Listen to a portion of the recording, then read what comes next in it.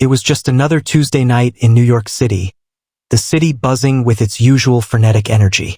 On NBC's Late Night with Seth Meyers, the cameras rolled, and the audience cheered as the host walked on stage, holding a script filled with the night's jokes. Most were his usual potshots at politics, culture, and the ever-revolving circus of Washington, D.C. But tonight, Seth had something special cooked up. "Ladies and gentlemen," he said with a mischievous grin, "we now bring you an exclusive segment. A day in the life of the new White House press secretary, Karoline Leavitt." The crowd laughed before anything even played. Then, on the screen behind him, rolled a full-blown spoof of the White House press briefing, complete with a wigged-up actress impersonating Karoline, dramatically smacking a gavel, tossing briefing notes like confetti, and answering fake press questions with cartoonish sass. "Do I look like I care?" the spoof Karoline said in one clip. "If it's not from Trump's Truth Social, it's fake news." Laughter erupted from the studio audience. But the real Karoline Leavitt, watching from a small TV screen in the West Wing, wasn't laughing. She sat there, frozen for a moment. The room was empty. It was past 9:30 p.m., but her jaw clenched. "He wants a fight? Fine," she muttered under her breath. Her phone buzzed repeatedly. Texts from colleagues, friends, even a few conservative news anchors sending screenshots and sarcastic emojis. By morning, Twitter was on fire. Hashtag Spoofgate started trending. Liberals laughed. Conservatives raged. The left called it satire. The right called it an attack. Karoline, however, wasn't interested in crying foul. She had something else in mind, a move bold enough to match the moment. At the morning briefing, the press room was packed. Even journalists who rarely covered daily briefings now showed up, eager to see how she'd respond. Karoline Leavitt stepped up to the podium, dressed sharply in a navy blue blazer. Her tone was calm, her smile unwavering. "Before we begin today's briefing, I'd like to thank Mr. Seth Meyers for finally tuning in to a White House press conference. I know it must have taken a lot of effort to take a break from being the 10th most watched late-night host in a 5-host race." Reporters chuckled. Cameras clicked. She continued, "Impersonation is the highest form of flattery, right? So I want to personally thank Seth for highlighting just how effective this press room has become. If that parody was meant to make us look bad, I suggest he fires his writers, or perhaps loans them to CNN." Laughter. Even a few traditionally critical reporters cracked smiles. Then Karoline dropped the bombshell, "But let's talk about comedy and accountability. I'll be extending an open invitation for Mr. Meyers to join me, live in this room to answer real questions from the press. If he can stand in front of cameras to mock this office, he should be able to face it." The room exploded in murmurs and gasps. No press secretary had ever openly challenged a comedian like this, certainly not in the Biden or Obama eras. Within hours, the challenge made headlines across every network.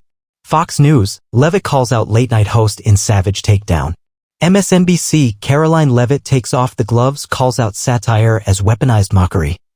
Twitter/X, a war zone of memes, clips, and fiery commentary. Back at NBC, Seth Meyers' team was stunned. "She's calling me out," he said in disbelief, rewatching the clip. "Is this real life or another SNL sketch?" But the wheels were already turning. Seth knew if he ignored her, he'd look weak. If he accepted, he risked being schooled in front of the entire country. "Call the network," Seth said, sitting upright. "Tell them we might be going to Washington." The White House press room hadn't seen this kind of buzz in years. Camera crews set up early. Reporters jockeyed for front-row seats. Online streams saw massive surges in traffic as millions of Americans tuned in, not for a policy update, not for a scandal, but for what the internet had dubbed the comedy showdown at the White House. Karoline Leavitt stood confidently backstage. As she waited, her phone vibrated. A message from President Donald Trump himself flashed on her screen. "Crush him. Show these late-night clowns how we do it. DJT." She smiled and slipped the phone back in her pocket. Just then, an aide leaned in. "He's here." Seth Meyers walked through the narrow hallway of the West Wing like a man heading into a lion's den. His usual charm was intact, but his pace was slower than usual, cautious, calculating. He wasn't on his home turf anymore. Inside the press room, the tension was thick. Karoline stepped out first to applause, yes, actual applause from conservative outlets and some attendees who wanted a show. Then came Seth wearing a suit a little more serious than usual. He waved awkwardly, his signature grin slightly forced. Karoline took the mic. Good morning. Today's press briefing will be slightly different. We're joined by Mr. Seth Meyers, who recently performed a fictional White House press briefing that reached millions. Since he's so interested in what happens in this room, I thought we'd give him a front row seat to reality. Some claps. Some gasps. Seth raised his hand in mock objection. To be fair, he said, I have always dreamed of being the press secretary for like 5 minutes before crying and running out. Laughter rolled, but Karoline didn't flinch. Well, Seth, she said, today's your chance. For the next 10 minutes, you'll stand here and take a few questions from our press pool. Let's see how good your writers really are. The room went quiet. Seth blinked. Wait, are you serious? Deadly. Karoline stepped aside and gestured dramatically to the podium. Seth, never one to back down from a challenge, shrugged and walked up. Okay, what could possibly go wrong, he mumbled. The first reporter stood up. Mr. Meyers, how would your administration respond to rising inflation, particularly in the Midwest? Seth stammered. I'd make everyone laugh until they forget prices. Nervous laughter. Another reporter fired a tough one. As press secretary, would you condemn foreign governments who mock our leadership through state media satire? Seth rubbed his forehead. Wow, that's deep for 10 a.m. Karoline stood nearby, arms folded, amused. Then came the third question and the one that broke him. Mr. Meyers, do you believe mocking female leaders, particularly in positions of national responsibility, perpetuates outdated gender stereotypes masked as humor? Seth's smile dropped slightly. I think satire has a role, he said, trying to recover. But sure, I can see how some jokes land differently. And yeah, maybe we missed the mark. Karoline stepped forward and gently took the mic. Thank you, Seth. That's more honest than most of your monologues. The audience chuckled again, but this time at Seth's expense. She faced the room. This is exactly the point. Late-night TV used to challenge power, not mock civil servants trying to do their jobs. You don't have to like us. You can disagree with us. But don't confuse comedy for truth or parody for purpose. Seth, to his credit, looked her in the eye and said, fair. The tension broke a bit. As he exited the podium, he whispered, you're tougher than the real press. Karoline winked. That's the job. By evening, the internet was in meltdown mode. Hashtag Karoline claps back hit #1 on X. Fox News, Karoline Leavitt outwits Seth Meyers in live briefing duel. CNN, satirical segment sparks unexpected White House lesson on respect. Seth Meyers ended his show that night with a sober note. Well, America, he said, sometimes the joke's on you. And sometimes the press secretary has better punchlines. By Thursday morning, every major media outlet had one story at the top of their homepage, Karoline Leavitt versus Seth Meyers, the showdown that wasn't supposed to happen.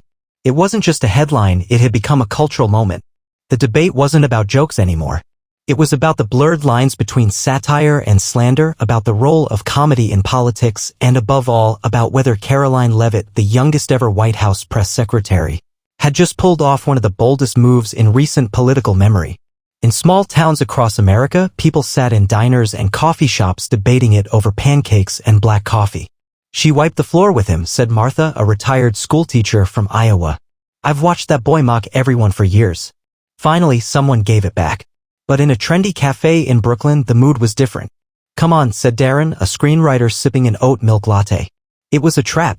He walked into a setup. Cable news couldn't get enough. Fox ran a full hour-long special titled Karoline Unfiltered When the Mocked Fights Back.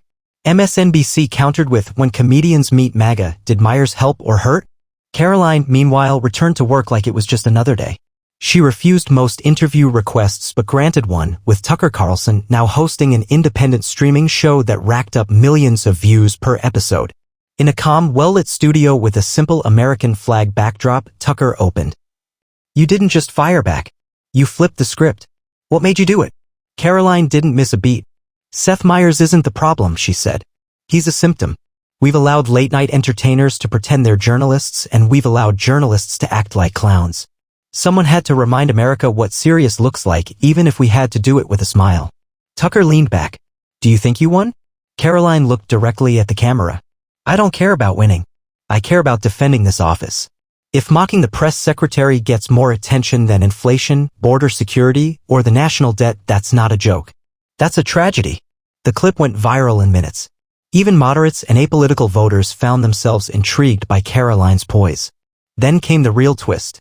NBC released a carefully worded statement defending Seth Meyers' right to satire, but also admitting that intent and impact don't always align and that they would engage in a broader conversation about the responsibilities of comedy in modern politics. It wasn't exactly an apology, but it wasn't defiance either. Seth, too, seemed changed. That Friday night, standing on stage, he addressed his audience seriously. "I've made a living mocking presidents and press secretaries red and blue, and I'll keep doing that. But this week, I learned something. Satire has teeth, and sometimes it bites the wrong people." The audience, unsure whether to laugh or clap, gave polite applause. "Karoline Leavitt," he said, "you're sharp. You're tough.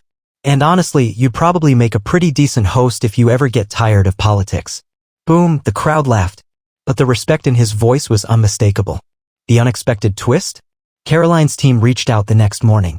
They proposed to follow up a friendly roundtable off-script on neutral ground discussing media, politics, and the state of discourse in America. To everyone's shock, Seth agreed. The event was set, a primetime one-hour special moderated by a respected centrist journalist to be broadcast across major networks. Not a debate, not a roast, a real conversation. For the first time in a long time, Americans were excited not for a fight, but for a talk. But the anticipation came with nerves. Because with the world watching, one wrong word, one slip could explode everything. Especially for Karoline. Especially now. The day of the televised special arrived like a national event. Social media buzzed with memes, countdown timers, and Team Karoline versus Team Seth posts. Everyone had an opinion. Pundits called it the most important talk since Frost/Nixon. Though some joked it was more like Barbie versus Jon Stewart. The event was hosted at a neutral venue, the Library of Congress, its grand hall converted into a sleek, modern stage framed with American flags. A studio audience of about 200 people, half invited citizens, half media, filled the seats. Millions more tuned in across platforms. The moderator was respected journalist Bret Baier, chosen for his fair reputation and calm demeanor. As the lights dimmed, Bret opened. "Good evening, America. Tonight isn't a debate. It's not a roast. It's a rare conversation between two public figures from very different worlds. One is a comedian. One is the White House press secretary. Both care about truth, communication, and, oddly enough, laughter." Karoline and Seth walked out together. No fanfare, no music, just handshakes and mutual nods. Karoline wore a sharp, simple navy blue suit. Seth ditched the tie, going for casual professional. The contrast was striking and deliberate. Bret began. "Karoline, when you invited Seth to the White House podium, did you think it would explode like it did?" She smiled. "I figured it would spark discussion. I didn't expect it to feel like hosting the Super Bowl." Laughter. "Seth, did you regret going?" He looked at Karoline. "At first? Absolutely. I got roasted alive. But now? No. I needed it." The crowd chuckled. The discussion turned serious. Bret asked about the lines between comedy and cruelty, between journalism and entertainment, between disagreeing and degrading. Karoline leaned in. "Comedy's a mirror, but sometimes it becomes a weapon. It doesn't matter who's in power, Republican or Democrat. If we teach the next generation that mocking authority is more important than holding it accountable, we're not building a smarter country. We're just building cynics." Seth nodded thoughtfully. "I get that," he said. "But humor's also a pressure valve. When we lose the ability to laugh at power and ourselves, we risk becoming too fragile. I'm not defending bad jokes. I've made them. I've missed the mark. But satire at its best makes people ask questions." Karoline replied, "Sure. But the people asking those questions deserve to know the truth, not just the punchline." There it was, the center of the storm. And somehow the room stayed respectful, engaged, united in curiosity. Then Bret brought up a surprise, an old clip of Seth mocking another press secretary, Jen Psaki, from a year prior. Karoline smirked. "Wow, you're an equal opportunity offender." Seth threw up his hands. "Guilty. I roast everyone, red or blue. But clearly your fans roast harder. More laughter." But then Bret dropped a curveball. If you could trade jobs for one day, Seth as press secretary, Karoline as host of Late Night, would you do it? Karoline raised her eyebrows. You want me to host? That means I'd have to make fun of Seth, right? The audience laughed. Seth jumped in. And I'd have to answer questions from Jim Acosta? No thanks. They both cracked up, and for a brief second, the sharp lines between their worlds blurred. As the conversation drew to a close, Brett turned serious. What do you want the American people to take away from this moment? Karoline spoke first. That we're allowed to disagree. But we can do it without destroying each other. Civility isn't weakness. It's strength. Seth nodded. And that even in comedy, even in politics, we're all still human. The audience stood in applause. Not for a winner, but for a rare, beautiful moment of unity. Later that night, the internet exploded again, but with a different energy. Hashtag Karoline and Seth began trending. Clips of their laughter. Their handshake. The moment Seth admitted, you were right to call me out. It wasn't a battle. It was a bridge. And the country, divided for so long, got a glimpse, even if brief, of what respectful disagreement could look like. But not everyone was happy. In a smoky New York lounge, a rival late-night host fumed while watching the replay. She stole the show, he muttered. And I don't like it. Because when comedy collides with courage, it doesn't just entertain. It changes the game. A week after the televised special, something remarkable was happening across America, a shift. People weren't just talking about Karoline Leavitt and Seth Meyers anymore. They were thinking about what had happened. It had become the moment when two ideological opposites chose not to destroy each other on air, but to actually talk. Ratings for the special soared to unexpected heights, nearly rivaling a State of the Union address. Karoline's approval rating among independents jumped 12 points. Even liberal pundits begrudgingly admitted, she didn't just hold her own, she redefined what a press secretary could be. As for Seth Meyers, a strange thing happened. His viewership went up, not down. But it wasn't just from his usual base. It was from people who respected how he handled getting called out and didn't spiral into self-pity. America didn't pick a winner. It picked maturity. But in Washington, that kind of humility didn't go unnoticed or unpunished. A progressive senator tweeted, "Why is the White House cozying up to late-night satire? If Trump's team wants to be in comedy, they should resign from governing." And just like that, the old battle lines began to reemerge. But Karoline had seen it coming. At the next White House press briefing, she walked in with her usual confidence. She adjusted the mic, looked around the room, and opened with a smirk. "Don't worry, folks. No special guests today. Just me and your questions." Laughter rippled through the room. Even the most cynical reporters couldn't help but crack a smile. But behind the scenes, her team knew there was talk of pulling her back, of keeping her from the spotlight, of sticking to safe, talking points, and avoiding cultural confrontations. After all, not every day at the White House could be a viral hit. President Trump, however, had other ideas. He called Karoline into the Oval Office. Sitting at the resolute desk, he leaned forward. "You handled it better than I expected," he said, eyeing her with that classic Trump smirk. "And I do have high expectations." Karoline smiled. "Thank you, Mr. President." He leaned back. "I want you to keep going. People are listening. Even the ones who don't like us, they're listening now. You turned the whole country's head without shouting. That's rare." She nodded, feeling both the weight and honor of that trust. But she wasn't done. Karoline began quietly laying groundwork for a broader initiative called Civic Grace, a White House campaign promoting civil dialogue between opposing voices. Town halls, school programs, a bipartisan committee of comedians, media experts, and political leaders. And who did she bring on as one of the co-chairs? You guessed it. Seth Meyers. The announcement stunned everyone. The far left was furious. Why is a liberal comedian helping Trump's White House look reasonable? The far right was outraged. Why bring in the guy who mocked the president for 5 years? But in the middle, the messy, exhausted, politically homeless middle, millions of Americans loved it. A clip of Karoline and Seth at a high school in Pennsylvania went viral. She said, "It's okay to laugh at people in power. But it's also okay to listen to them." He followed, "It's okay to disagree, just don't be boring about it." They high-fived. The room of teenagers erupted. 2 months later, Karoline stepped onto the late-night stage, this time for real. Seth welcomed her with the same theme music, but this time he stood next to her, beaming. The audience gave her a standing ovation. She opened with her first joke. "So I was told I had to sit in this chair to be funny. I said, does it come with a border wall and inflation plan?" Boom. Laughter. Applause. Even Seth laughed.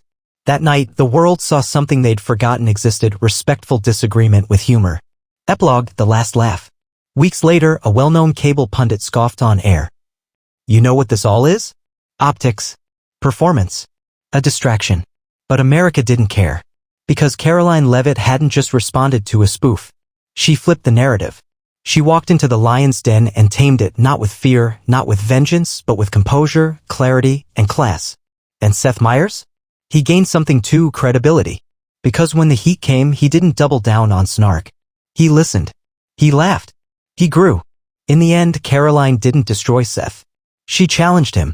And in doing so, she reminded the country of something it desperately needed to remember. We don't have to agree to be decent. And sometimes a little courage and a little comedy can go a long way.